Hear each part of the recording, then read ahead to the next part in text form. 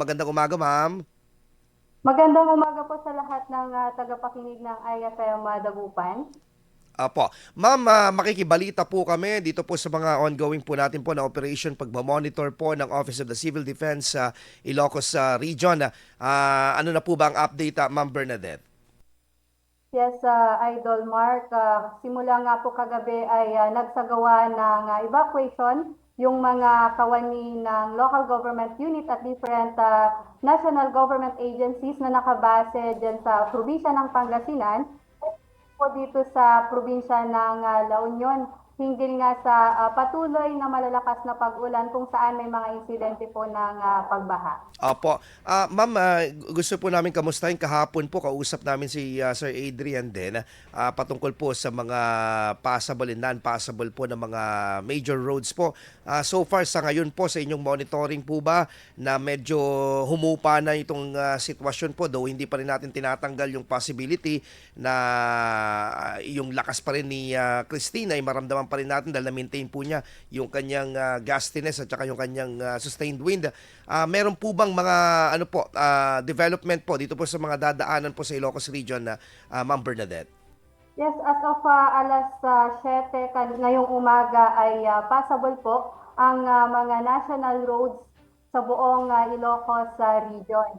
Gayon pa man, dyan sa Dagupan City, hinggil na rin sa flood water ay merong hindi madaanan sa mga light vehicle. Okay po. So dito po sa bandang ano po, yung pong mga entry point po ng Ilocos Region coming from CAR at Region 2, kamusta naman po Ma'am Bernadette sa inyong monitoring po? Sa ngayon ay passable po lahat or bukas po yung ating mga kalsada na patungo dito nga sa Ilocos region. Gayun pa man alas 8 kagabi at hanggang kaninang alas 6 ng umaga ay sinara yung bahagi ng Sitio Banquero, Barangay Pansyan, Pagudpud, Ilocos sa Norte kasi para masiguro lamang yung seguridad ng ating mga motorist na manggagaling sa Region 2. Apo. Sa mga seaboards po natin po, ma'am, I think talagang tutok din po ang ating pong mga ahensya po ng gobyerno, particularly ang OCD at mga touch agencies po nito. Mga touch agencies po ng gobyerno po na nakatutok po sa Bagyong Christine.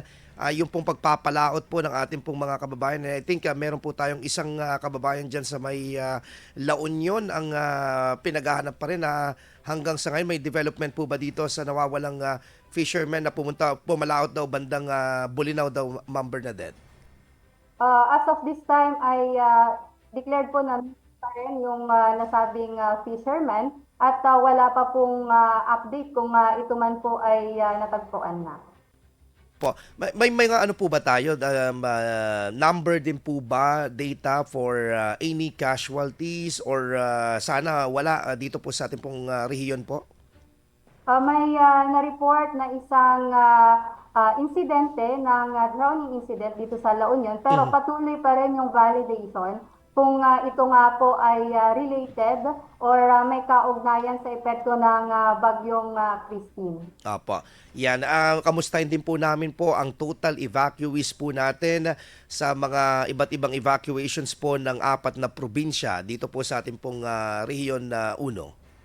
Uh, as of etong latest situational report, ay meron pong 357 families sa buong Region 1 ang nag-evacuate kung saan ito ay aabot sa 1,300 persons. Ito Mhm. ay yung mga for evacuation, iba pa po dito yung datos ng mga preemptive evacuation kung saan sa ating preemptive evacuation ay meron pong 2,174 families or 7,600 persons. Opo. Ma'am, tanong po namin kung yung ating alert level po ba dito na ano po ba yung ano natin, parang status po ngayon na habang papalabas po itong Bagyong Christine. Sa ngayon ay nananatili sa red alert status ang ating Regional DRM Council 1 Emergency Operations Center. Mhm. Okay, may mga ano po ba kayo, natanggap po kayo ng mga tawag po ba sa iba't ibang probinsya rin po na kailangan po ng medyo mas malakihang assistance coming from the OCD, ma'am? As per monitoring ay kaya po ng ating affected provinces. Based sa ating monitoring kasi, Sir Mark, ay ang mostly affected ay sa areas ng Pangasinan and La Union. And so far ay manageable po nila yung kanilang situation. And kung sakali mang augmentation ay naipasiguro naman po natin sa kanila na agad naman pong tutulong ang Regional Crime Council 1. Opo. Ma'am, lastly na lamang po, yung pong mga pangangailangan po ng ating mga evacuees, though may mga inikutan din po kami dito po sa lalawigan po ng Pangasinan. They are well provided from the food, from the shelter, medicine. Meron po sa inyo pong monitoring po, ano pa po ba yung mga tulong na pwedeng nakahanda na ibigay po ng ating pong gobyerno as far as Office of the Civil Defense is concerned, and syempre yung pong nangunguna po na sa pagmamando po dito sa pagtingin sa welfare po ng ating pong sitwasyon ng DSWD. Yes, nangunguna naman po dyan since marami po tayong evacuees, nabanggit ng ating mga provincial DERM offices kanina na posible po Apo. silang makailangan ng mga family food packs, kung saan ang ating DSWD Field Office 1 bilang siya nga po yung pinuno ng ating food and non-food items cluster ay nakahanda naman po at naka-preposition sa mga strategic warehouses po nila ay yung mga for augmentation sa ating mga provinces. Anyway, yung mga gusto po na magpaabot po ng mga tulong na pwede po bang makipag-coordinate dito sa OCD, ma'am? Yung mga gustong magpaabot, particularly yung mga medyo isolated areas po, Ma'am Bernadette? Yes, Sir Mark, bukas naman po ang ating hotline for coordination para may ugnay po natin sila sa mga karampatang agencies or yung mga appropriate agencies na in charge sa mga kung ano man yung mga donations po na kanilang ibibigay. Apo.